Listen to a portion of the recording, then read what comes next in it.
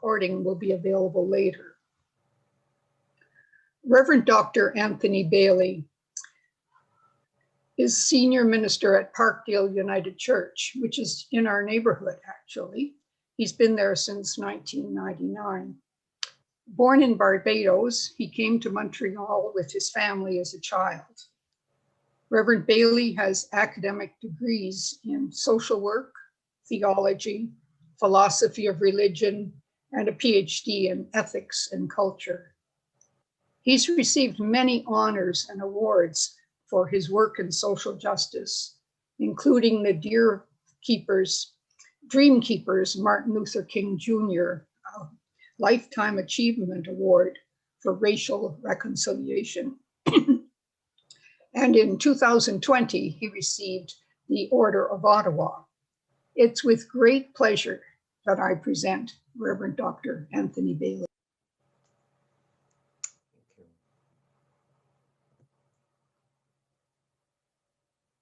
Thank you very much. I appreciate that. Just welcome everyone. Can you hear me? Yes? Okay. Thank you for this. Within our understanding, we are gathered in the unceded and unsurrendered land of the Anishinaabe Algonquin peoples, and we thank them for their stewardship of the land. I wanted to share with you some important, what I believe, information and facts and history that can lead us perhaps into a deeper understanding of why we are where we are and how we deal with it and how we engage. I am acknowledging also that at the invitation of St. Basil's Parish, a particular Christian perspective, and I want to address that also with respect to racism. And so let us dive in. So we ask ourselves what's brought us to this point, and Elizabeth has mentioned, I think there are two things. There are what I call two pandemics that we are becoming more and more aware of very acutely. The coronavirus pandemic and systemic anti-Black racism pandemic. And these have converged to create a maelstrom, a storm really of evocative discernment and discovery. What we see is that this is not just a one-off situation. Here you see two reenactments of the George Floyd knee-on neck killing. One of them was January 6th on the storming of the Capitol. There's still a strong racist element that continues to see Black lives as expendable. And so when we talk about Black Lives Matter, it's important to clarify this. I get a lot of pushback from people, not as much now as early on. They said, well, all lives matter. And I agree with that, absolutely. As Father Winkler was saying at the beginning, all people made in the image of God, all are worthy of respect. The truth of the matter, when we say all lives matter, is that we do not treat all lives as if they matter. And one obvious point I would point to are long-term care facilities. 59% of the coronavirus deaths in Canada took place in long-term care among the elderly.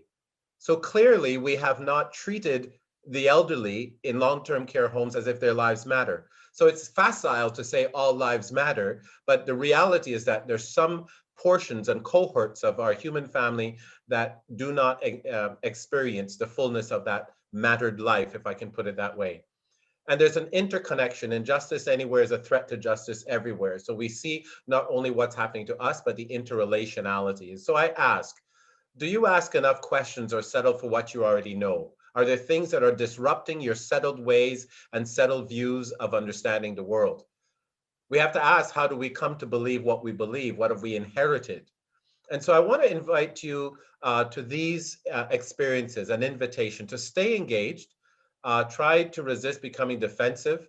There will be maybe some discomfort in some of the things I present, but be prayerful and open about it. Be open to new biblical understandings, those of you who are on the call that have that particular understanding and pursuit, and do not resist the invitation to change. So I want to begin with biblical testimony because we are addressing this in the context of St. Basil's Parish. And what I think that has happened even in our Christian community, but in the wider narrative of how we understand our origins and how we understand the importance of the human family, is that there are things in plain sight that because of our skewed perhaps racist clouds we have not seen, and people have studied and taught from the Bible for many, many, many decades and have never noticed these things that are speaking into our reality.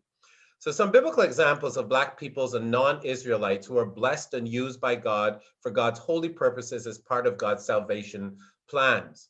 We go back to the early scriptures and we think of Abraham and Sarah. We often hear Abraham and Sarah, and Ishmael and Hagar are a footnote oftentimes in the theological exposition of that text.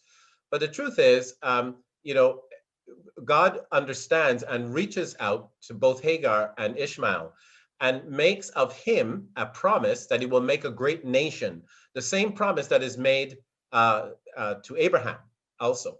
So here we have this family. Really, Hagar is would be called sort of a maid servant, as it were, but she has to be a surrogate mother because Sarah is not able to have children at the beginning. And so what we have to recognize is that she's an Egyptian, and I'm going to talk about that in a little bit, Egyptians, and we'll see who constitutes the Egyptians and Ishmael. So I just want to keep that in mind that we often hear about Abraham and Sarah, very little about Hagar. We'll come back to that in a little bit. I also want to show within scripture that the notion that we have of race today did not exist back then, and I'll come to that in a little while. But it's important to understand the language, both Greek and Hebrew. So Moses, for instance, marries a Cushite. The word Cush in Hebrew means black. Moses married a black woman. And this brought huge disapproval from Aaron and Miriam. God's response was to reprimand Miriam for speaking against Moses' choice of a Cushite wife. God's anger burned against Miriam and Aaron. So Aaron acknowledges that he too is complicit and asks for mercy. Please, my Lord, I ask you not to hold against us the sin we have so foolishly committed. Make a note of that. It's important. When we go to Amos, and this may seem very alarming to some, probably a text and a book you've read many times, but perhaps have not seen this reality. After the first few chapters, Amos has been sort of castigating the different parts of the Israelite family about their disobedience to God, and then comes to chapter 9 and speaks on behalf of God by saying, are not you Israelites, speaking to the Israelites, the same to me as the Ethiopians? Okay, the Ethiopians. And Ethiopia in Greek means black. So the Cushites, speaking about, declares the Lord, did I not bring Israel up from Egypt, the Philistines from Caphtor, and the Arameans from Kir? What we see here is an equivalence. The prophet is announcing that God has performed Exodus, not only for Israel, but for the Philistines and the Arameans as well. We don't hear about that in other parts of scripture at all, but here's the testimony that God has performed Exodus for other peoples, non-Israelites as well. Exodus 12 also reminds us of something. After 400 years plus the family of Abraham spent in Egypt, an ethnically diverse crowd came to be part of that Israelite community. How do we know that? They were liberated, but there in Exodus chapter 12, verse 38, there's a small little phrase in Hebrew, Erev Rav. Erev Rav means the mixed multitude. So the community of people who were part of the Exodus, who left Egypt, was a mixed group of various ethnicities, including those from Egypt who had mixed in with the group and other parts of the world. So you had a mixed group that forms the very same multitude that goes forward and is in the wilderness and has to be fed by God also. Jeremiah, here's another one, Jeremiah 38 and 39. If you read there, you said the Cushite Ebed-Melech plays a significant role in saving the prophet Jeremiah. You remember Jeremiah, who brought the ire of the ruling elite against him because he was speaking the word of God. They didn't want to hear it, and they threw him into a cistern, and he would have died in that cistern if it was not for Ebed-Melech, the Cushite, the black one. He saved him. God makes a promise to Ebed-Melech that he would be delivered because he trusted in God, unlike King Zedekiah. So in other words, no Ebed-Melech, no Jeremiah. We also go on to a prophetic book in the Bible, Zephaniah 1:1. It says the black Hebrew prophet, he says, he's the son, the word of the Lord that came to Zephaniah, son of Cushi. Remember what we said, Hebrew for black one, the son of Gedaliah and the son of Amariah, son of Hezekiah, etc. And so what we see here is that one of our biblical books, prophetic books, was written by a black person. We also read in the scriptures in the New Testament, in Luke 4, very interesting, and the way in which Jesus sometimes is provocative, purposely provocative, and we have to see this as part of the teaching and the homiletical prophetic ways of engaging, is that in Luke 4, when that famous sermon that we all know, the Spirit of the Lord is upon me, etc., etc. And then after that, after that gracious words, and people say, oh, he did pretty well. He left off a little part there, but he did okay. But Jesus then goes on to challenge them and maybe bring their ire up to the surface. For he refers to two non-Jewish Gentiles, persons, who received the favor of God over and against the in-crowd. And those who assumed that they had privilege, the widow of Zarephath and Naaman the Syrian, who was cleansed of leprosy, and whom Elijah went to be, out of all the widows, went to the Gentiles. So what Jesus was trying to do is to demonstrate the expansive, inclusive way of God against those who would want to keep the narrow understanding. And you know what happened? As a result of that, we read that the people there in Capernaum, they tried to kill Jesus. They tried to throw him off the cliff. They killed him because they wanted to kill him because he disrupted their sense of superiority, their sense of exceptionality, and so forth. I believe Jesus was being intentionally provocative in order to proclaim the gospel, and that proclamation continues today to those who want to hold on to a hegemony of privilege and usurps that. Jesus is showing that, no, this is to be disrupted, for all people are meant to be experiencing the grace of God and the welcome of God. The disruption and undermining of assumed privilege can not only provoke fragility and anger, but also incite murder. And we see that in our own day and generation. When we also look at Jesus's human genealogy, there's an ethnic mixture. If we think about the earthly genealogy in Matthew 1, inter-ethnic marriages and Gentiles, there's no purity here that some people will want to advance. You think about Tamar, who was a Canaanite. These are parts of his lineage. Ruth from Moab actually was a territory that God forbade the Israelites to go, and they went, and she came back. Rahab, the prostitute in Jericho, Uriah's wife, most likely a Hittite. All of these are parts of the lineage. And so this notion about so-called racial purity or ethnic purity goes out the window. And it reminds us of this kind of generosity of God to all of humankind. We think also where the first time Christian is used.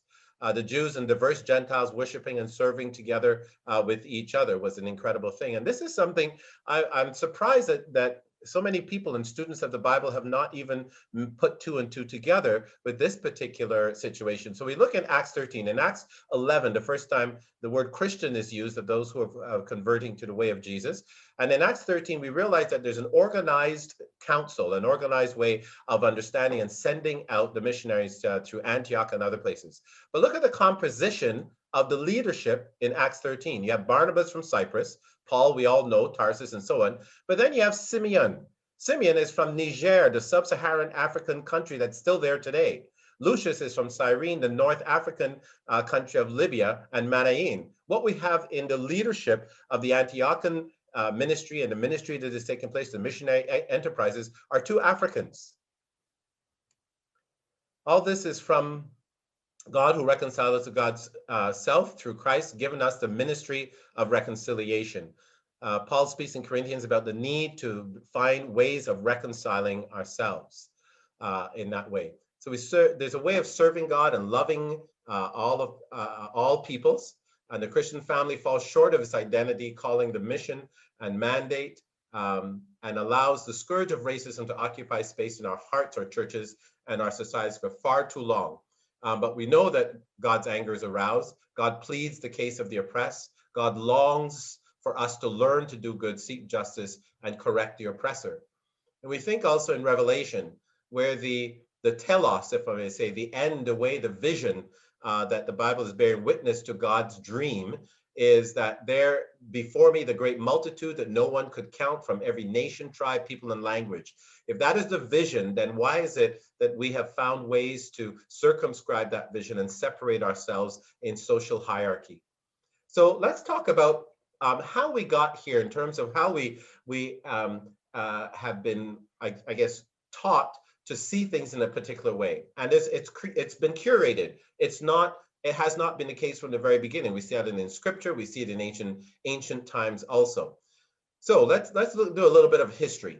Ethiopian, as I mentioned, means black or burnt face in Greek, and the Egyptians were descendants of Ethiopians and were black. This has been noted in ancient historian writings. Greek historian Herodotus, considered one of the great ancient historians in the 5th century before the Common Era, wrote in his observation, Ethiopians and Egyptians have thick lips, broad nose, woolly hair, and they're burnt of skin. Ta-da! That's all I could say. But many of the extraordinary firsts that we read about in the history books, first written records, significant architecture, first use of beds, systematic removal of metals from the earth, as well as the wonder of the pyramids, were accomplished by Black peoples and others also. So we think about Pharaoh Hatchipset. This is the first female pharaoh who was understood and turned into, so to speak, through ceremony, a male, but she was so revered that her body was buried in the Valley of the Kings, usually reserved only for males. Mansa Musa, forget about Zuckerberg and Bezos and all these billionaires. The king of Mali in the 14th century, Forbes magazine still continues to maintain that Mansa Musa was the wealthiest person in history. And he, in the king of Mali in West Africa, used the wealth to try to bring villages together and others together for the well-being. The Samori Touré, also a brilliant warrior. He was actually dubbed the Black Napoleon because of his military acumen in staving off colonizers coming into Guinea, trying to usurp and enslave the peoples. These are all part of our history. And then you think about the things that we experience every day that we use, take for granted, and don't realize the origin of them. So inventions that were created by people of African descent. The stethoscope in ancient Egypt, we spoke about the Egyptians and Ethiopians. The ironing board, the baby buggy, the bicycle frame, the euphonica, the type of guitar, almanac, the traffic light and smoke hood, the blood plasma bag. This is an interesting one. Dr. Charles Drew came up from Washington. He was to McGill University. He was tasked to develop some system to try to help save soldiers on the battlefield who had been injured, to help them get to the field hospitals and so forth. And the blood plasma bag, which then morphed into the blood bank and so forth. It's Dr. Charles Drew, who created this and invented this, the pencil sharpener and lawnmower. When we look at those names, I suggest that majority of people, if you haven't done research, you would look at those names and the default assumption is that all of these are white people. That's the default, and that's how we've been conditioned to think.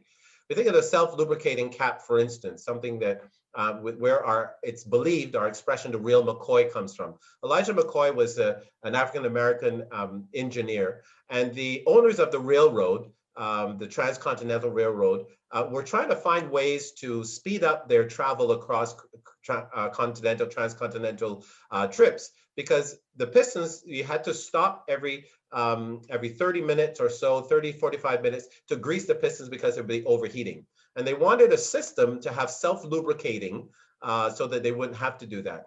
They put tender out, a variety of models were created. The one that actually worked the best was the one by Elijah Mccoy, but because he was Black, African-American, some of the leaders did not want to take it, but after seeing the economic value of it, then they said, we don't want those other inventions, we want the real Mccoy. Lewis Latimer, a lot of people obviously have heard of Thomas Edison. Lewis Latimer was his chief researcher who did a lot of work, and also he himself, Lewis Latimer, actually created the AC unit. But his name is not as prominent. The improved telephone transmitter, Granville Woods, who had that patent bought from him by Alexander Graham Bell. We hear of Alexander Graham Bell. We probably don't hear very much about Granville Woods. the gamma electric cell, the spark plug, the automatic gear shift, fire extinguisher, the door system, the elevator. We'll go on and on with those inventions that were created by people of African descent. The assumption always when it is read and so forth, unless you do your work, is that you assume that these must be by a European or a white person. So we have to understand something about how history gets cast. Here's another thing that might shock some people. Alan Emtich, who is a native of Barbados, where I'm from, by the way, invented the world's first search engine. So we know about Bing and Google and so forth, but it was Alan Emtich who invented this. He was a self-proclaimed geek. He was a computer science student at McGill University in Montreal. And he just wanted to find a way with his friends to search things up and so forth. He never sought patent. He never registered his invention. But look how it's gone on to. So the things we're using every day are part of the legacy and the heritage and the contribution of people of African descent. So given this excellence, given this sense of God's favoring all peoples and even lifting up and chastising those who would put down a Cushite, as it were, what happened? How did we get to where we are in this racial reality that didn't exist in ancient times? Well, it's an invention. Race is an invention. Some people believe and understand it's always been. We always use race. That's something that has always been, but it's not. There's a moment in time when this was invented. In Europe, until the latter part of the 1600s, identity was primarily defined by one's religion and language. The concept of race as a category of identity didn't exist at that time. In 1684, François Beignet published the first classifications of humans into different races. So we see this as a created metaphor, created narrative that has no basis in originality, so to speak, in origins. We think of 1735 also, in Carolus Linnaeus, he furthered the classification. By the 1800s, the term race then had become commonplace. Remember, this is an invented, not only word, but it's also an invented concept. And the first time in human history, racial classifications were used to create and maintain discriminatory hierarchies. So we are where we are because of a moment in time when this was created. Immanuel Kant, I did studies in philosophy, and you would read of his great contributions to the philosophical corpus, but he also was racist. He was also had this part of it that influenced European thought. Humanity is at its greatest perfection in the race of the whites. The yellow Indians do have a meager talent. The Negroes are far below at the bottom. This fellow was quite black from head to foot, a clear proof of what he said was stupid. He had others also who were with him. The Negro can be disciplined and cultivated, but is never genuinely civilized, cannot develop rationality as Europeans.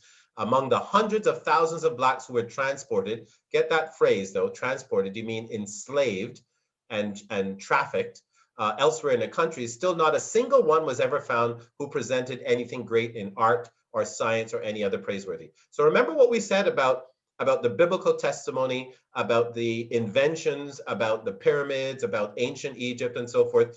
Here it shows the ignorance, or not so probably ignorance, the intentional desire to misrepresent the ancient story. I think of David Hume, consistently insisted on the natural inferiority of blacks, which set them apart from other races. So we're seeing how the creation of what we have lived and assumed to be normal, how it was created. He talks about the Europeans and the Amerindians, that the difference between them is the difference between human beings and animals.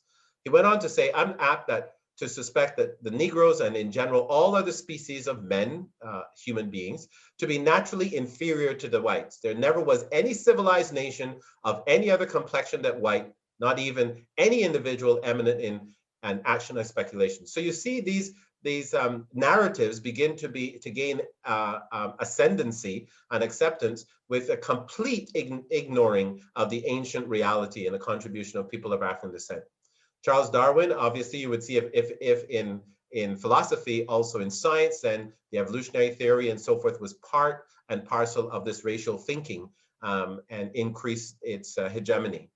Race is a socially constructed category of identity with its roots in ideology that situates human beings in a hierarchy. So we can talk about ethnicity. People always come back at me when I do these presentations and say, well, people are different. They're not, of course they're different. They have different ethnicity. That's different from race. The notion of race is the situation of hierarchy, Some people on top, some people on the bottom. That's its purpose, to separate human beings. It's not about ethnicity. You never had the Mongols and the Hittites sit around a table, and the Romans, Greeks, and all the ancient civilizations say, okay, we're going to decide who's on top and who's on the bottom. There was never anything like that. This was something that was created. We think about scripture, and unfortunately, in translation and the use of language, confounds and confuses things. We think in 1 Peter, for instance, it says, it talks about the Greek word genos, is usually translated as race. But remember that in the time of the writing of the New Testament, this notion of race didn't exist yet at all. This is what has happened post the Enlightenment. So the first epistle of Peter talks about the term race when it only entered the English language in 1580 and not in the 1st or 2nd century BC. So it's the unfortunate way of perpetuating this narrative. Genos refers to kin, offspring, family, tribe, and so forth, but the notion of hierarchy is not to be found in that. And so what we see is when you read, slaves, obey your earthly masters with respect and fear and with sincerity. This is one of the justifications that some of the Christian community also use as mass enslavement of African descended people. Evangelist George Whitefield, for instance, who, though he deplored the cruelty of slave owners in the American South, he did not condemn slavery itself. In fact, he owned 50 slaves himself in Georgia. The Anglican Society for the Propagation of the Gospel in Foreign Parts owned many enslaved Africans. And most egregious is the fact that they had the word society branded into the chests of enslaved people. We give thanks for people like William Wilberforce and also Oluda Ekwino. Oluda Ekwino was a former enslaved black man who used his wealth from writing a book about his experience escaping slavery and the abolitionist movement. And he was part and parcel with William Wilberforce. We hear of William Wilberforce, but most people have never heard of Oluda Ekwino. But they were responsible for pushing the agenda and to bring about British abolition. This notion also of race and hierarchy was taken up in Stellenbosch in South Africa by the Stellenbosch Theological College, which was provided the theological and philosophical architects of apartheid. So here you see how it spreads out in a variety of ways. So the legacy bequeathed on South Africa, the apartheid and so forth, again, comes from this false invention of race, beginning with Kant and all of those. And it was a created narrative that has bequeathed incredible horror on the human family, especially people of African descent. Nelson Mandela, he wrote, "No one is born hating another person because of the color of their skin or background or religion. People must learn to hate. And if they can learn to hate, they can be taught to love. For love comes more naturally to the human heart than the opposite." And so what we see is that the rebuttal of all of this, both philosophical, so-called pseudoscience, Darwin and others around race, has been debunked by the Human Genome Project. The Human Genome Project spent 10 years examining 3.3 billion base pairs of DNA of humans and to understand what this whole notion of race is. And what they concluded after 10 years and voluminous studies with the most eminent geneticists in the world is that the notion of race, which we knew, but anyway, has no scientific validity. It is a non-starter in terms of its etiology, in terms of its essence. It's been created to be something, but it really is nothing.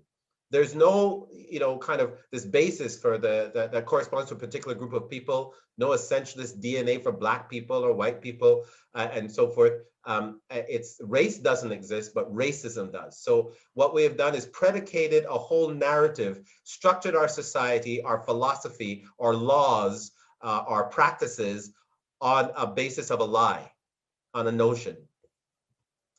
Race doesn't exist, racism does, but now we can confine our opinions and not pretend that there's any scientific validity in bigotry. Adam Rutherford was one of the geneticists on the human genome.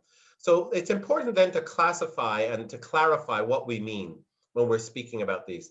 We talk about prejudice, a way of prejudging people, negative or positive. It's actually a neutral term. You can positively prejudge someone and think there's something that they're not. discrimination, policies, and so on. Racism, however, is a combination of negative race prejudice plus the advantage of power. It has that advantage of power, which makes it systemic and ensconced. So when institutions, the social systems exercise their power to create or maintain racial inequity as a result of hidden or blatant institutional biases, policies, practices, and procedures that privileges some groups while disadvantage others, this is incarnated. And so when we talk about systemic racism, we're talking about not just opinions that people have, but the institutional policy and social systems that enforce it. Think about this little mental thought. So who shaped our dominant system in which we find ourselves now? Who got to shape it? It wasn't the original indigenous peoples, or not women for the most part, not children, not non-white peoples, not a broad diversity of cultures, not recent immigrants, but white males and with European culture.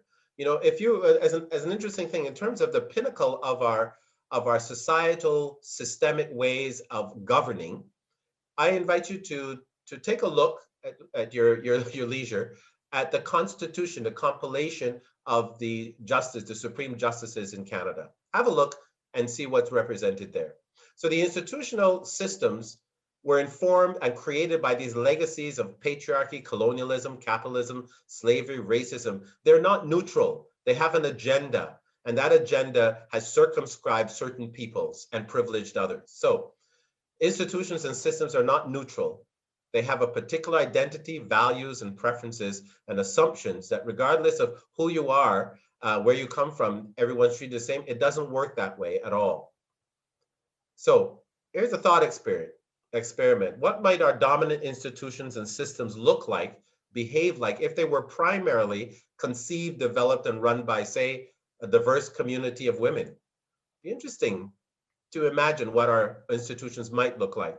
And so when we talk about white privilege, we're talking about this again. So the corollary of creating this notion of the inferiority of Black peoples is then the ascending or the lifting up of white people, of whiteness. But whiteness does not necessarily only pertain to white people. Let me explain that in a moment. It's a multidimensional in its nature, a social and institutional status and identity imbued with legal, political, economic, and social rights and privileges that are denied to others. Robin DiAngelo. Racism is a discriminatory product of the invented hierarchy of human value. It is perpetually reinforced by the construct of whiteness. So we'll just talk about that. Race is a social construct, okay? That's what we're arguing. It legitimizes racial inequality and protects white advantage, but it's a construct. So whiteness then is an invented concept of privilege where we get white privilege, and it could be given or taken away depending on the whims of those in power. I'll give you an example. Some of you know, and some of you on the call maybe have the heritage of British or heritage of Irish. And you would know that the British and Irish have been at odds for hundreds of years. But in the mid to late 19th century, a huge migration of the Irish people came to North America, some in Canada, but the majority in the United States. You remember that the 13 colonies on the eastern seaboard of the United States was primarily British. And so the immigration officers were British. As the Irish came, they would often, the British immigration officers would often refer to, because of this long feud between the British and the Irish, would call the Irish people Negroes turned inside out and depict them as Black peoples. Now, does that make any sense? It shows you the arbitrariness of this notion of whiteness, which can be taken away or applied in a particular circumstance. So white supremacy then talks about the aggregate of privileges accorded to white people just for being white, and the systems, stories, laws, narratives, institutions that reinforce these privileges. White nationalism and white supremacy, a major concern, certainly in Canada and the United States. It's not only in the United States, it's here in Canada also. The perpetrators, for instance, of Charlottesville, Quebec, remember we just acknowledged the 4th anniversary of that shooting in Quebec City. Pittsburgh, Christchurch, in New Zealand, Poway, all of these shootings were reported by those who had sympathy to white supremacists. So the notion of non-white peoples being attacked has come from this heritage of white supremacy and whiteness. We have experienced it at our church. I've experienced it personally. I should, not all of you know my story, but just very briefly to say to you that my brother and I were attacked in Montreal. We're living in Montreal. We were attacked by people who subscribed to this ideology, to this narrative. They hated Black people. They're white supremacists. And they attacked my brother and I unprovoked on the streets in Montreal. They killed my brother, tried to kill me because of the color of our skin.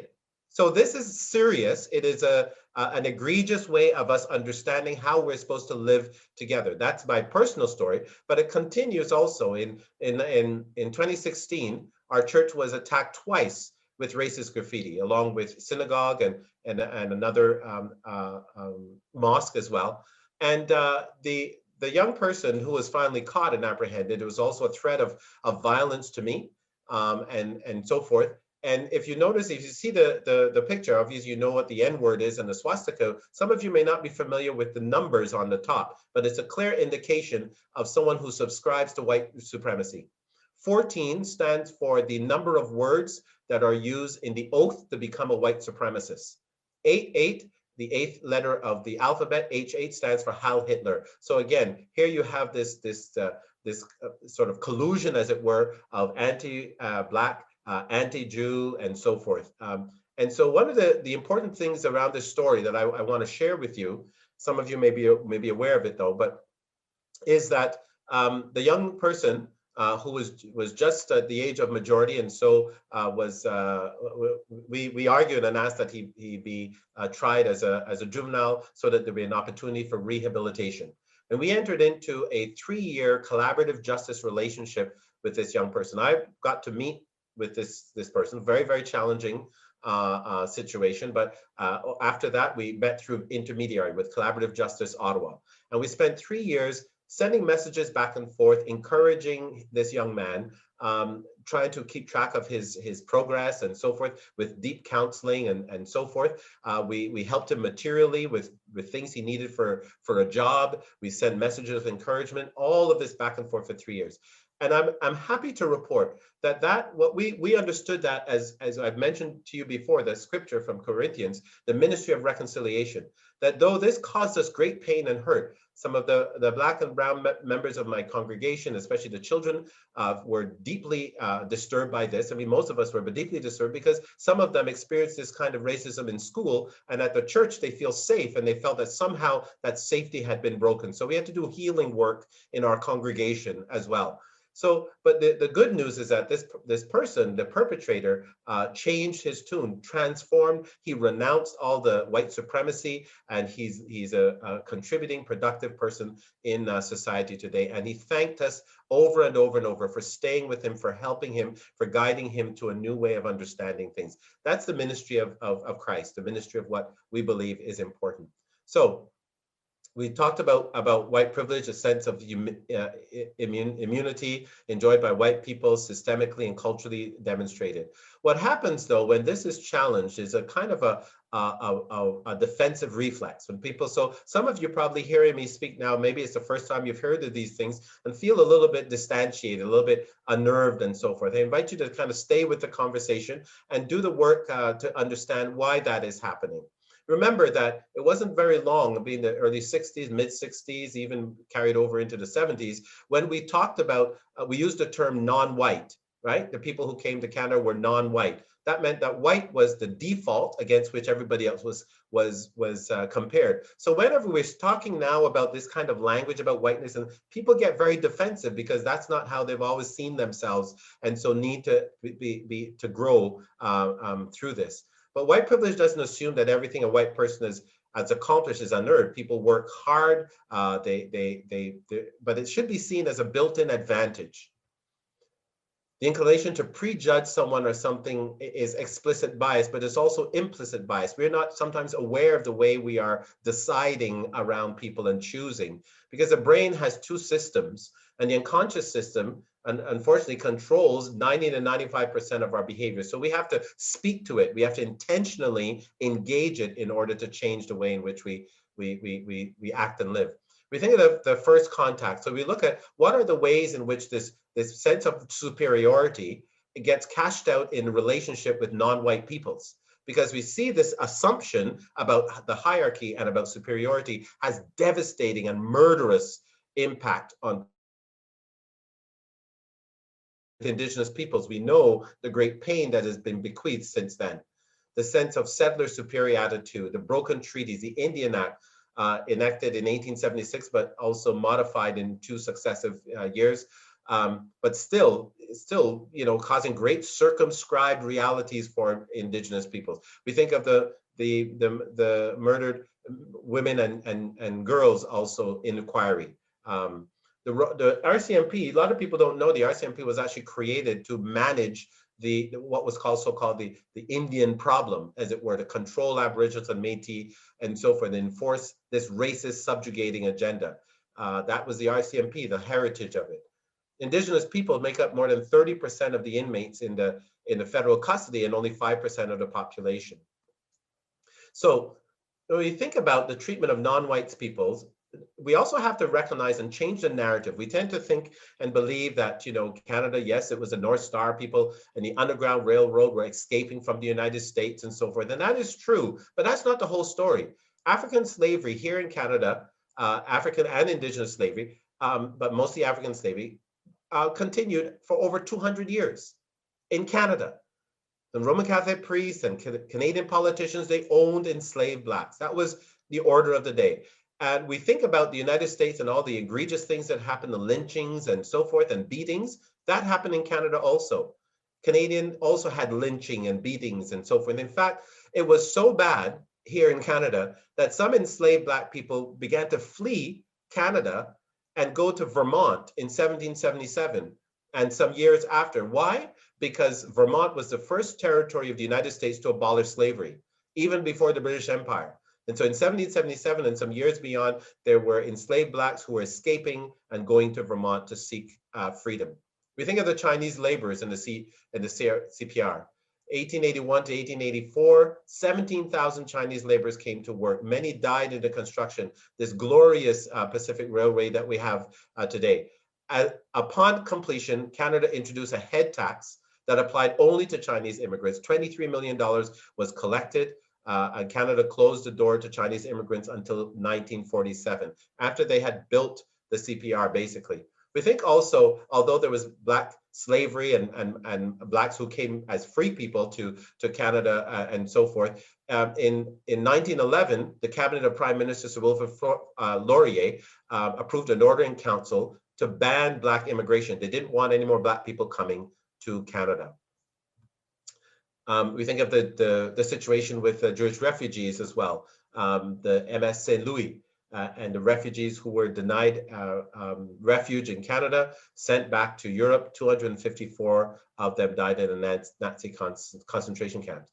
We think of the Japanese people, 75% were Canadian citizens put into internment camps after the Second World War. After the Second World War, Canada continued with a range of policies that made it difficult and at times almost impossible for people of color to immigrate from Asia, Africa, Latin America, and Caribbean. Notice those countries. There was no restrictions for those from Ireland, from Britain, from Europe, white Europe, so to speak, and so forth. So you see that there was a discriminatory narrative that continued to be cashed out in policy and systemic discrimination. Something that a lot of people don't know also, in the 60s and 70s, the US and Canadian Security Service actually cooperated to sabotage the Black community. Research showed that they tried to undermine and sabotage Black activism, seeking for equal rights and so forth, with operations, hiring FBI agents to infiltrate Black and Indigenous activist groups to make them encourage violence so that they would be discredited. So there are all kinds of maneuvers to try to undermine non-white peoples. Black Canadians make up only 3.5% of the population, represent 10% of the federal prison. Black Canadians in Toronto have been carded. That was stopped for a while. Some people are thinking that it's coming back also now in the time of COVID. The educational system, I've seen this myself. I speak in schools and so forth, and I hear from students, racialized students, about the disproportionate way in which they're treated.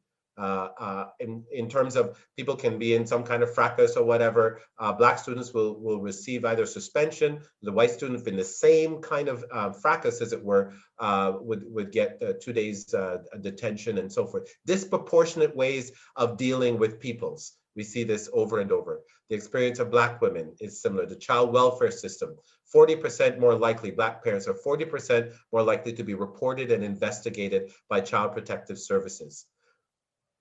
We think also of what happened here as a result of a lawsuit, in fact, a human rights declaration that the Ottawa police had to track those whom they pulled over. And after the data was examined, Middle Eastern drivers were stopped 3.18 times more than you would expect. Black drivers, 2.3. The white drivers here in Ottawa, consistent the rate for the driver population. So in other words, we see the systemic nature in which racialized people are targeted differently.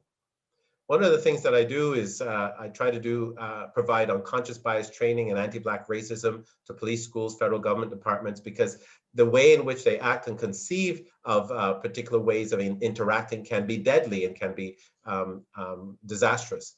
The report of the commission, here's an example of the systemic racism in the criminal justice system.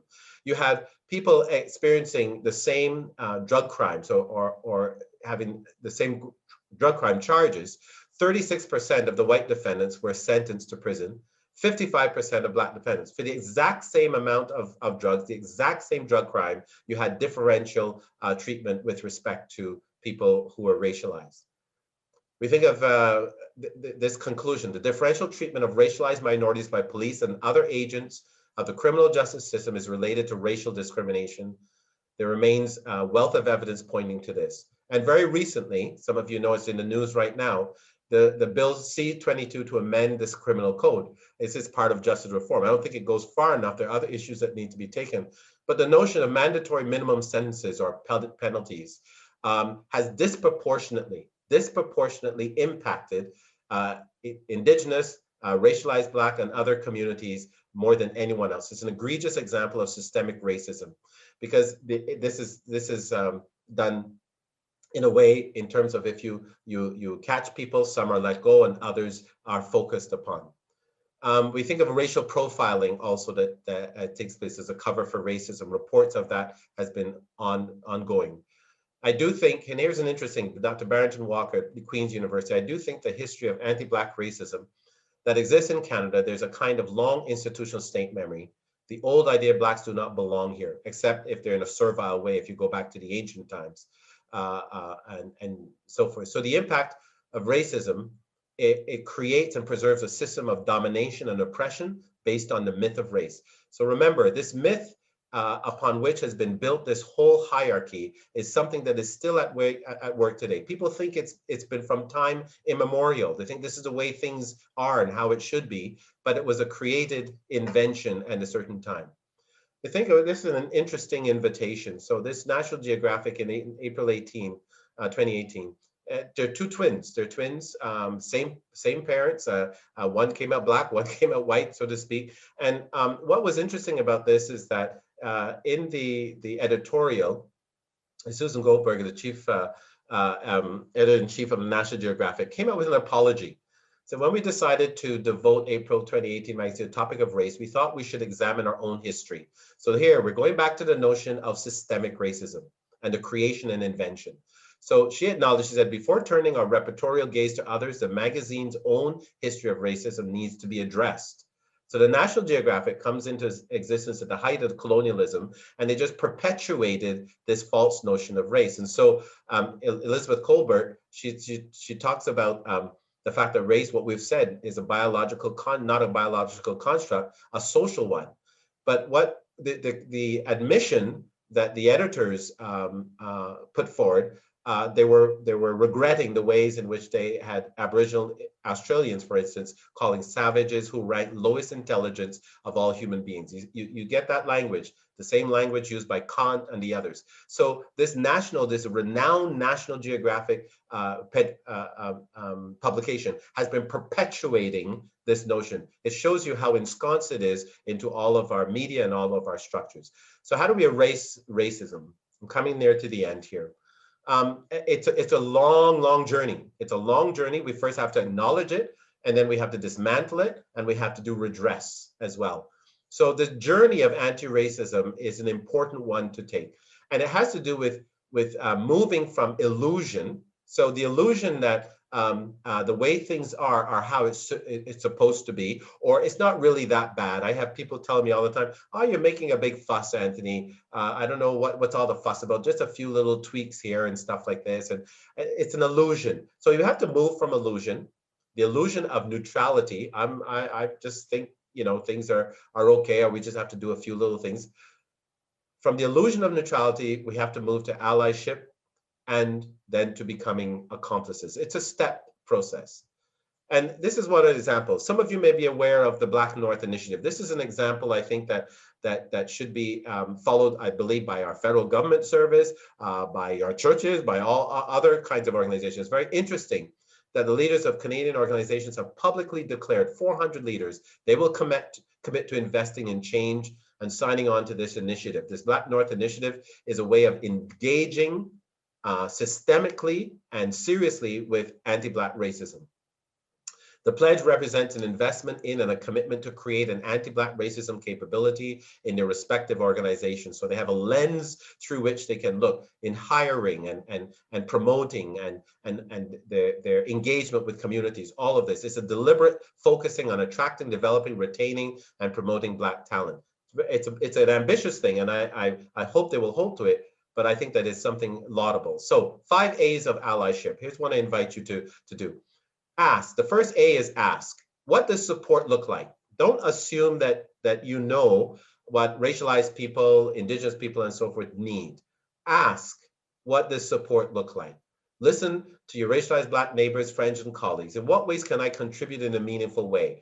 The first thing has to do with educating yourself. It's not the responsibility of racialized people to educate others, so to speak. We can contribute to it, but there needs to be an agency. It needs to be something that people take on. So how can I contribute? If so inclined, ask God to transform your mind, heart, perspective, faith, and understanding and behavior. Pray for a transformation so that one becomes disposed to experiencing something new. The second thing, ask and then access. Seek out and access information. Do your own research. Access information. There's plenty that is out there now. Read books, discuss them with your friends, your family, and others. Educate yourself about anti-Black racism. There's some suggestions here, how to be an anti-racist. Abraham X. Kendi, White Fragility, many people have heard of that. The Skin We're In, Desmond Cole, a Canadian publication. There are many, many others. Do the work and access the information. Avoid overly apologizing for your actions. So what this does too often psychologically is kind of make a person feel better without actually putting energy into learning. So apologize, oh, I'm sorry, I didn't know that. And apology has a place, but don't let it be replaced by just apology. Have it also have to do with putting energy into learning and being stretched as well. And then allow. Allow, in a sense, is to use privilege to make space for racialized Black peoples and others. That those who are in power, in privilege, have leverage that is not available to racialized Black people. And part of that is how to allow space, how to recognize and negotiate space for greater participation.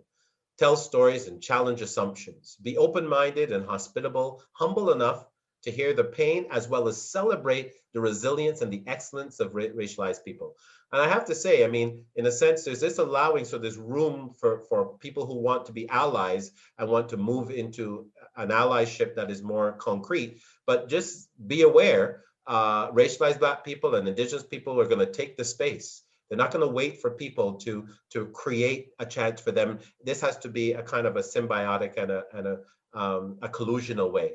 And then accomplices, how to become an accomplice then. Doing the work to learn, always seeing yourself as continuing to learn. It involves the intentional movement from performative allyship, showing up at marches and rallies, wearing shirts and putting banners outside the church and all of that sort of thing. That's performative and maybe has a role as a start, but that's not where it should end.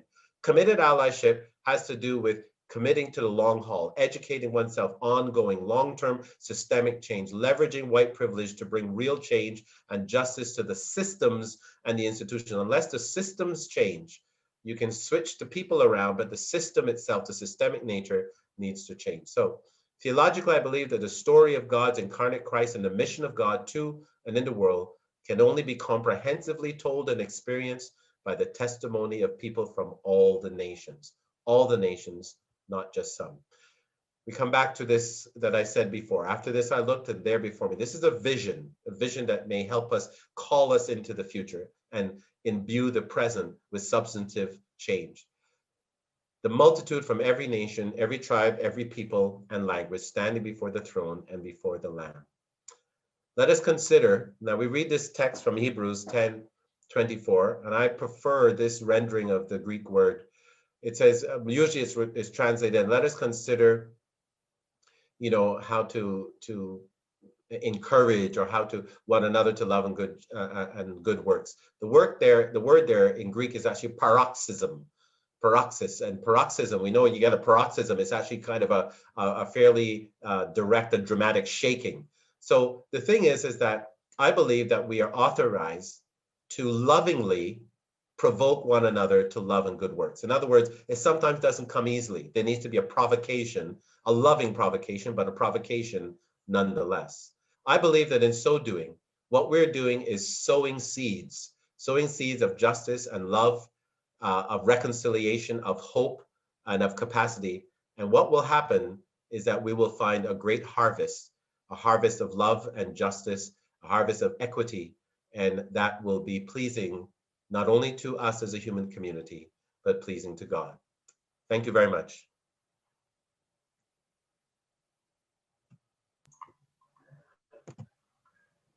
Need to take a deep breath after all that.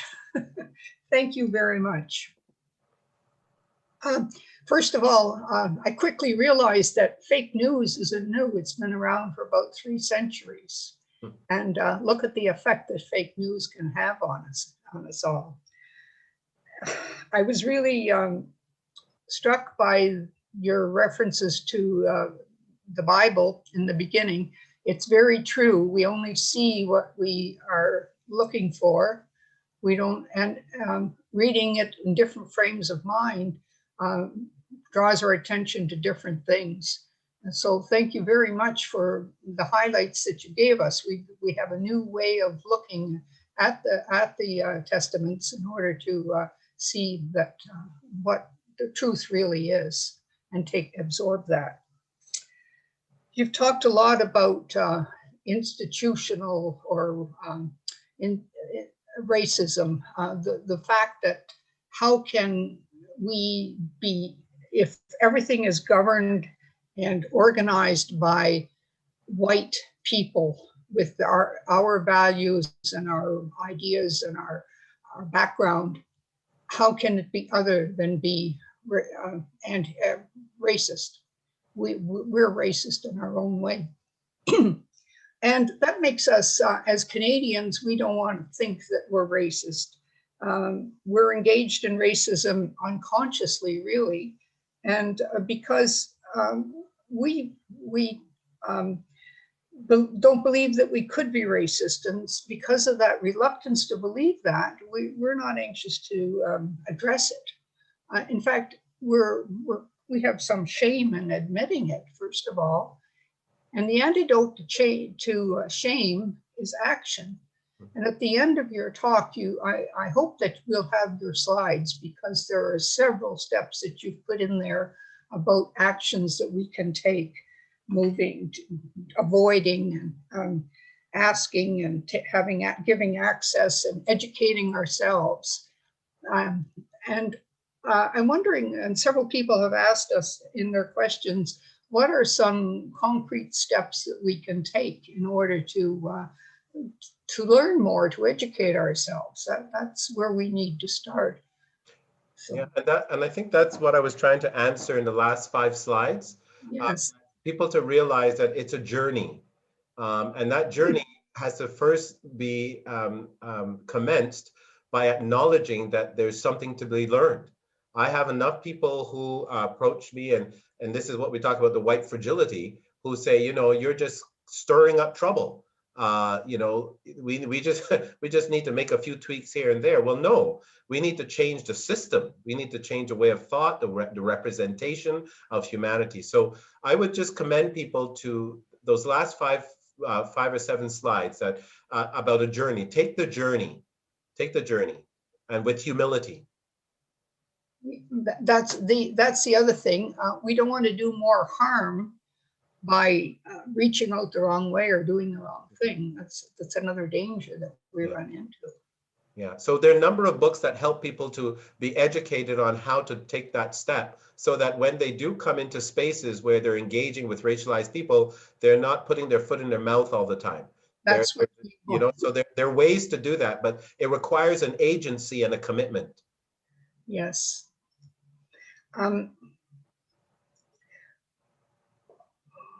I had a few other questions that came in. Very often institutional leaders are asked if their organization, whatever it is racist or it's accused of being racist, and the leaders of the organization say, oh no, there's no racism in our organization. We know that there has to be racism, logically thinking, but how should they answer that? They want to be politically correct, but how can they admit that without getting in worse trouble? Yeah. So part of it is that what I've heard from people, because I do a lot of listening. I do a lot of talking. My mother told me that I came out of the birth canal talking. I don't know. So I do talk a lot, but I also listen, and I listen to the fragility. I listen to what's happening, and I say it's not a matter of emotion and of about judgment. It's about discovery. It's about journey. So there needs to be a certain humility to say, you know what, I didn't know what I didn't know. Okay, so now I can acknowledge that I didn't know what I didn't know. I'm going to set about to learn, to educate, and not be defensive, because people tend to think when you talk about racism, it means you're a bad person. And when you move on that sort of moral plane, it becomes paralyzing, because nobody wants to see themselves as a bad person. It's not about badness. It's about uninformed. It's about misinformed. It's about needing to understand the truth of things, right? So I would encourage people to not be defensive, or if they experience defensiveness, to begin to say, well, why am I so defensive?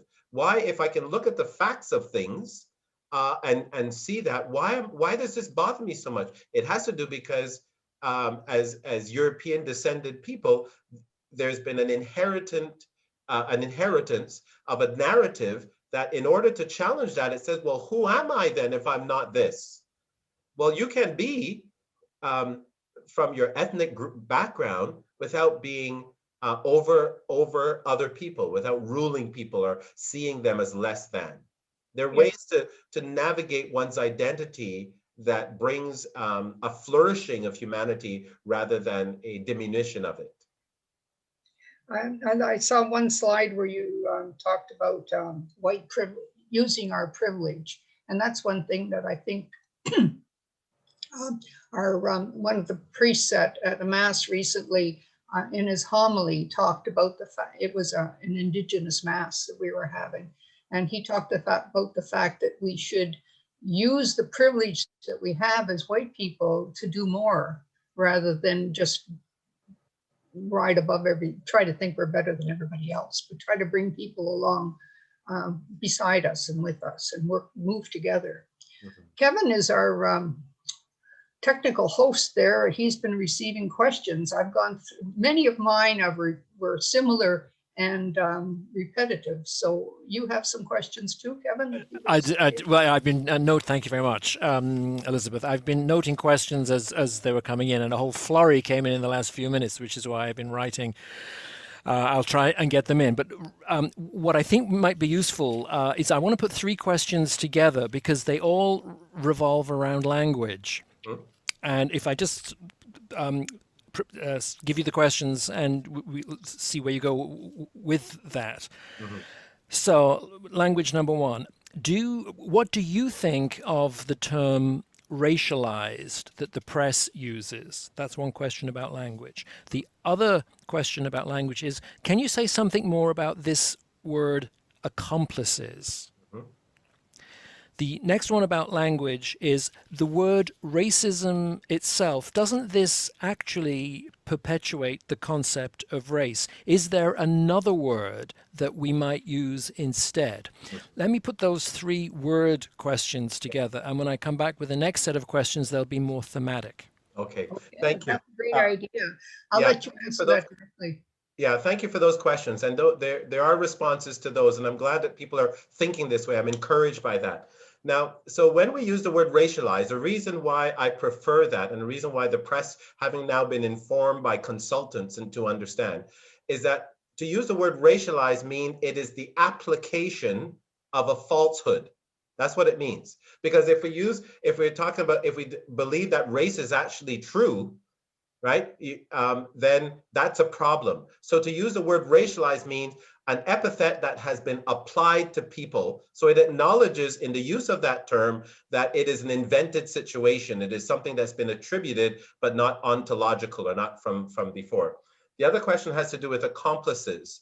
So like with the origins of the word a company, all of those things, accomplices are those who are willing to travel with others with a posture of humility and a willingness to be taught, right? There's something that when my presentations that I talk about, there's something called unlearning. We can unlearn things. We have learned things as we have grown up. There is a capacity to unlearn also, but it's very directive, it's very intentional. So that's what it means by accomplices, to come alongside and to learn and to grow and to enact.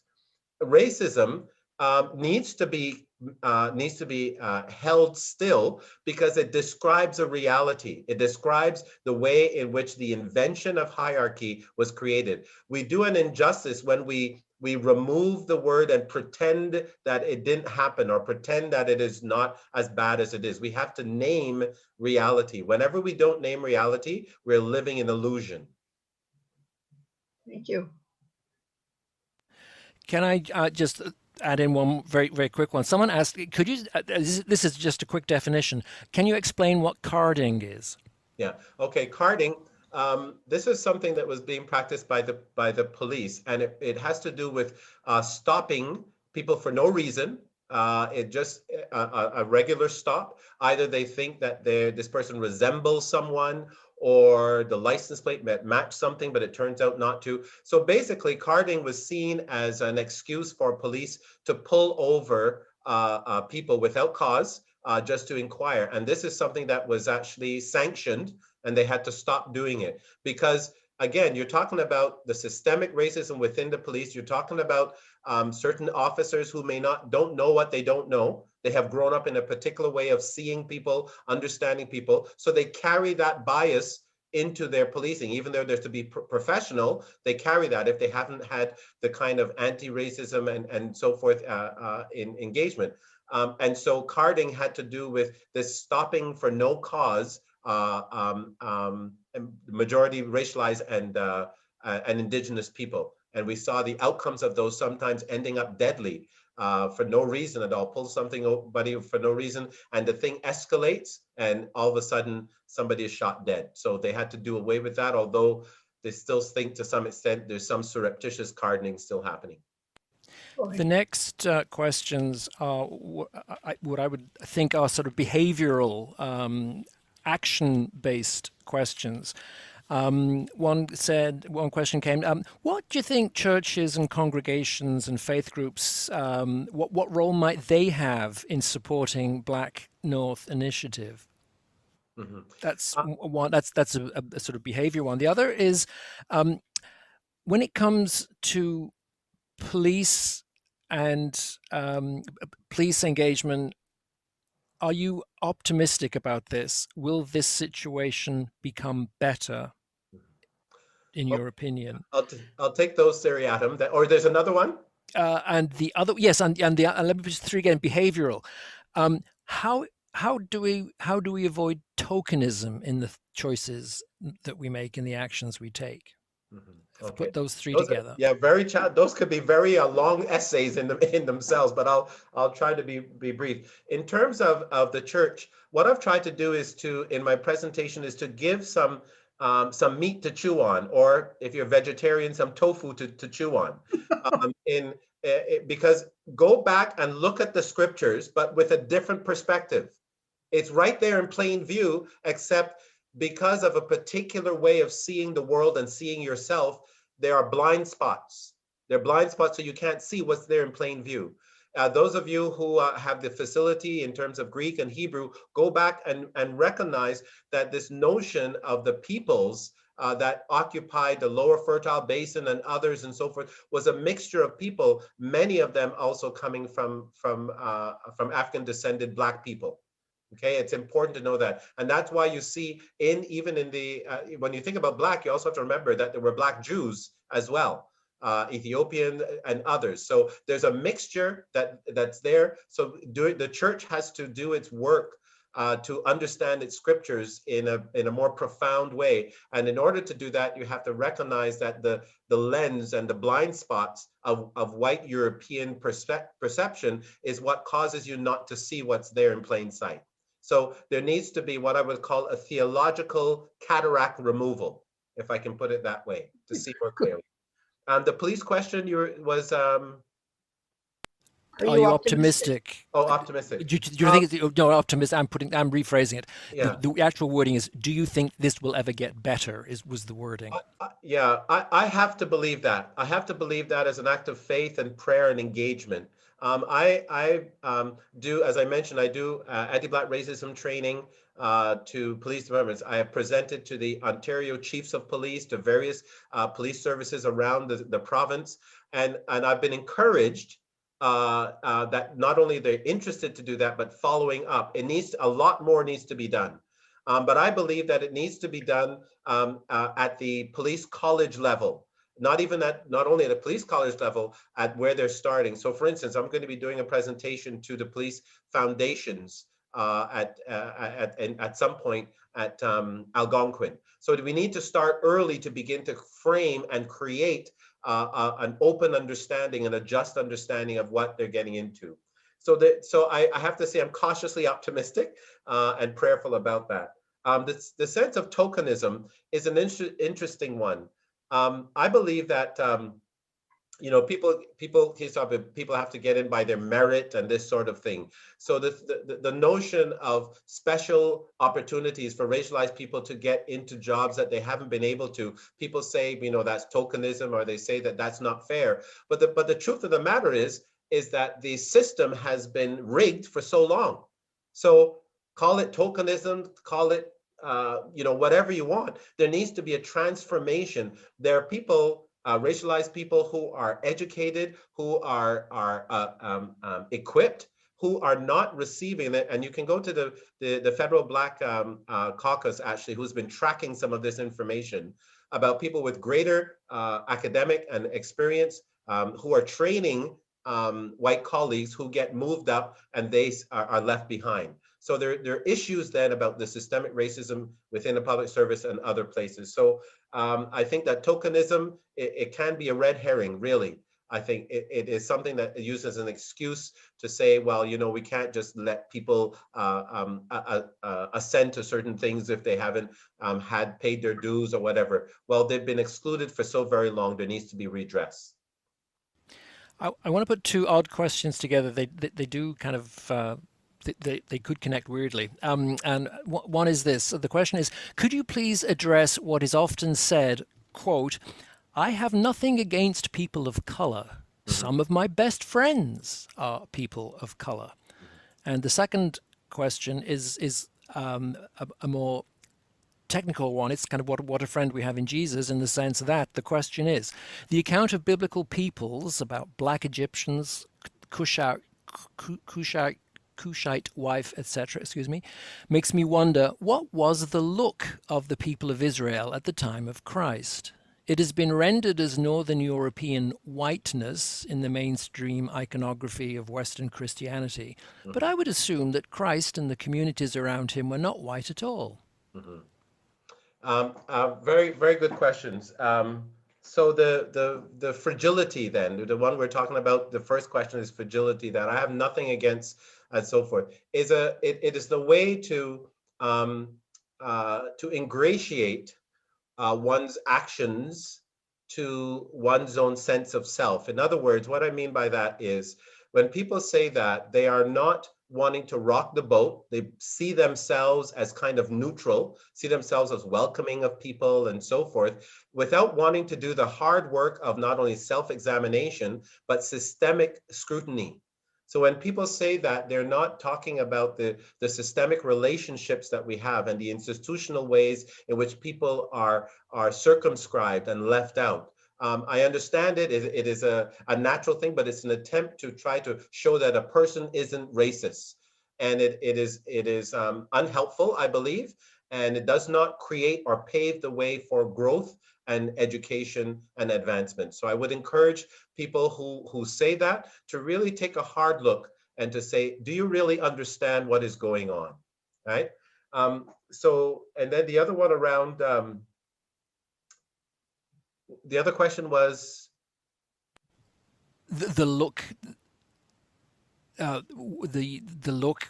Oh yes, thank you. Yeah, so yeah, I think that if we this notion, what has happened is, you know, you think about that wonderful, I mean, the traditional picture of Jesus with the blonde hair, long hair, knocking on the door. Behold, you know, I knock on the door, let me in, sort of thing. And we think that European representation, but that's not how the ancient either Egyptians and the Jews were. Remember that Jews came from several different ethne. Right? It was a mixed group. And even if you look today, the Jews that are around the world have a variety of skin colors and a variety of shapes and so forth. The Jewish people that you would find in Israel now, remember, a lot of them came from Russia. They came from other places, but the original Judeans, and there had been intermarriage, they would have looked brown-skinned people. Jesus was most likely brown-skinned because one, as a teknon, he was a carpenter, which also did stonemason. He probably worked in Sepphoris, which was not far, about 6 kilometers away from Nazareth, and so forth. So he would have worked outside a lot, and he would have been part of that peoples who looked very different than this lily white Jesus that we see in the paintings. Can I ask one opinion question before I go back to Elizabeth? It's a question of, is this the question at the end of it is this of concern to you? And this is, when one looks into the origins of the Black Lives Matter organization, there appear to be elements of anti-religious Marxism. Is this of concern to you? Thank you for the question. What we know is in groups that are seeking liberation, do not all share the same narrative. And the fact that there are different factions, what they find is there are certain things about which they can agree. The fact that Black peoples are oppressed, and we have to find a way to address that systemically. It doesn't mean that you agree with everything each other says or does. For instance, I give an example. Do you look at Dr. Martin Luther King? Dr. Martin Luther King and his movement, he wanted to ensure that it was a peaceful movement. Malcolm X, on the other hand, felt that the way in which to move the agenda along was to use violence if necessary. Dr. Martin Luther King said no violence. Malcolm X said violence. Now, it is said, just because of the nexus of societal dynamics, is that probably the fear of Malcolm X's group using violence helped Martin Luther King's nonviolent movement, in a sense. So they were trying to accomplish the same thing, but by different means. And I obviously prefer the nonviolent option. But there is the way, I mean, movements and protests are messy. They're messy. And therefore, I think that you're going to have a constellation of a variety of people wanting to see the same thing happen. In Black Lives Matter, it's a diverse movement. But the aim is to try to change the calculus, change the way in which systemic life is ordered. I have my preference, as I mentioned, is through nonviolence, is through peaceful ways, but direct action. And I have been involved in direct action. I have had to be taken away and so forth in protest. But I refuse to support and to encourage violence. But I recognize that other groups, because of they have that as part of the platform, in a very strange nexus of relationship, actually advances the nonviolent movement. So I'm not condoning it. I'm just describing the impact of it. Thank you. And there are several more questions, but I know that Elizabeth has some, and I know time is limited now. So Elizabeth, over to you. Well, I'd like your impression, your thoughts about how to change people's behavior. It's hard to change our internal attitudes because those are often we don't even know they're unconscious. We don't know we have the attitudes we have. But what about trying to change people's behavior by changing social norms, the way it's been done with getting people not to smoke tobacco? We know that it's wrong for us, but people smoked and smoked and smoked until it became unacceptable to society to have people smoke in public. Can we take that route to make it on certain forms of racism unacceptable? Would that help to change society and our behavior? Yeah, thank you for the question. I think there are multiple trajectories are needed. Forced compliance to certain behaviors can sometimes backfire, but sometimes they're necessary. So, for instance,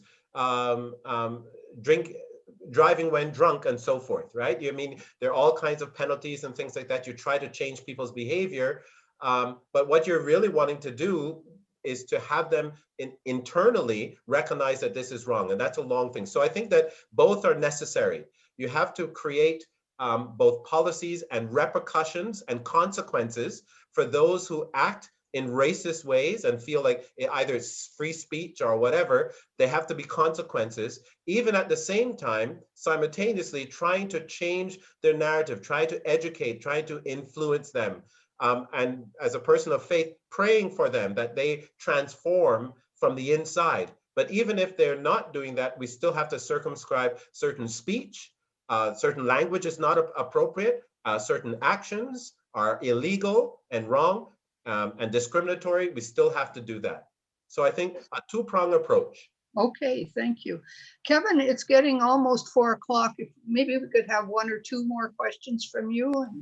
And I'll glom 3 together. There are a number of questions that talk about what about schools? What can be done in the schools to address this? About curriculum, about programs, about initiatives, and then there are also questions about what about, are there any, specific to Ottawa, are there any interfaith groups working actively to dismantle racism? Okay. Put those 2 together. Yeah, okay, thanks. So in terms of the schools, that's a very, very good question. I think that we have to acknowledge and we have to be real to say that there are systemic issues at the highest levels of education. They are.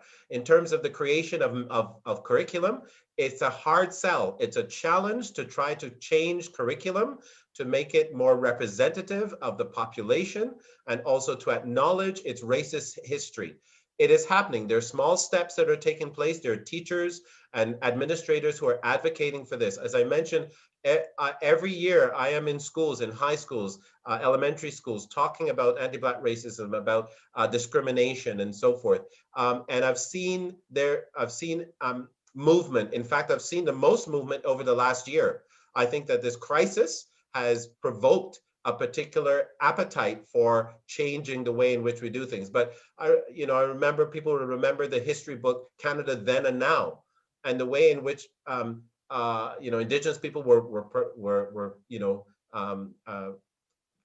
demonstrated and so forth, and all of that. We've come a long way, but there's a long way to go. You know, one of the things our church we've been encouraging, and others have been, is something called the blanket exercise, an immersive experience where you see how the history of the circumscribing of indigenous peoples has taken place. And it's a very visceral way to engage with that. And I commend that to people. If they want to have that experience, contact indigenous communities and ask about the blanket exercise. I think it's a wonderful way to do that. So I think things are happening, but I have to acknowledge that there's a lot of resistance.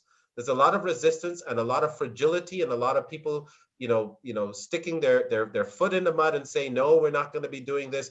But they might say all the right things, but when it comes to action, it doesn't happen. So there needs to be the continuing pushing in our educational system. And I think that this is from the younger teachers and younger and students and the diverse students. They're pushing this agenda, I believe.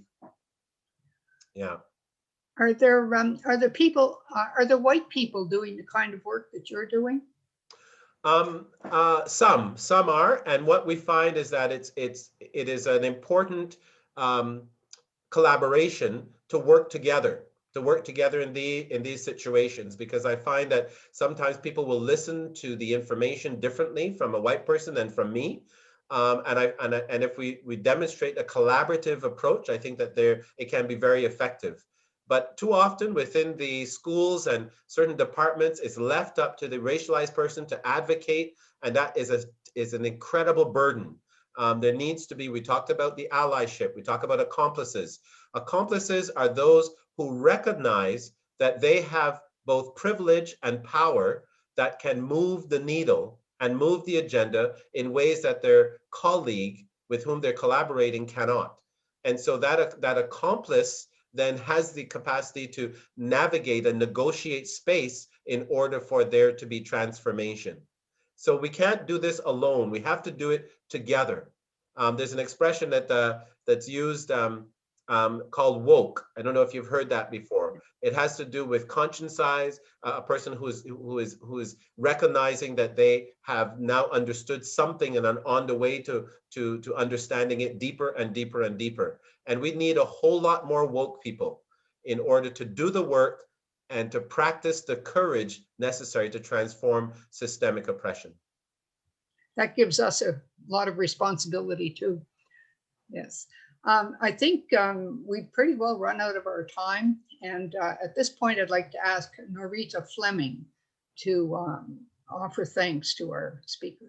Norita, are you unmute yourself, please? Can she do that herself? Okay. Yeah. You're back on mute again.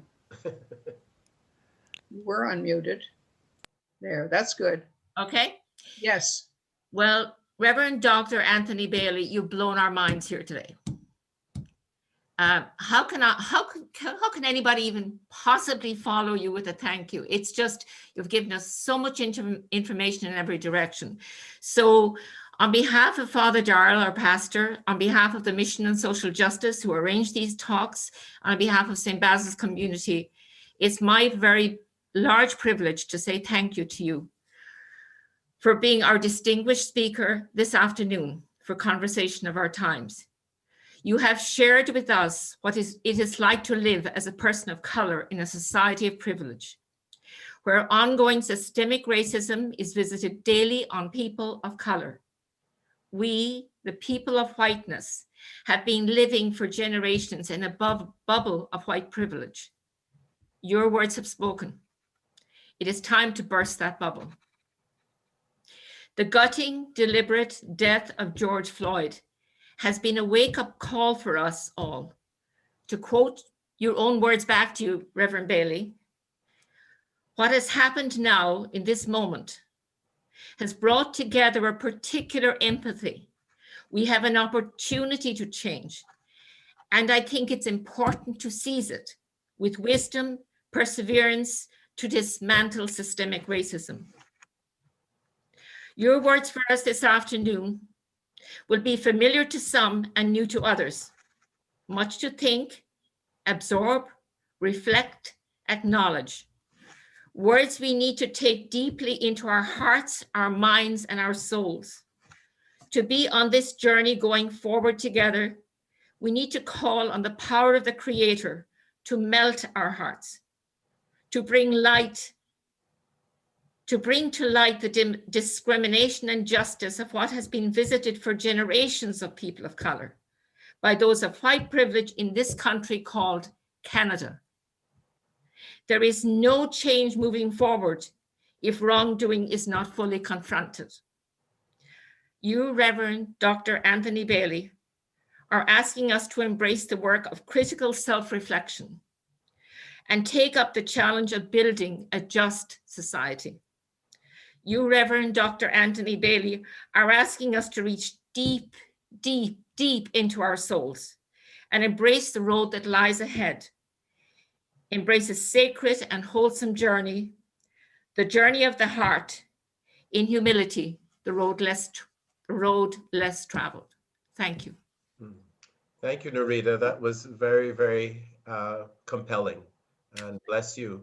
And I pray God's blessing on all of us, that the Creator would be not only an ally, but a provocateur in our lives to make us uneasy until we are serving God's purposes in our world.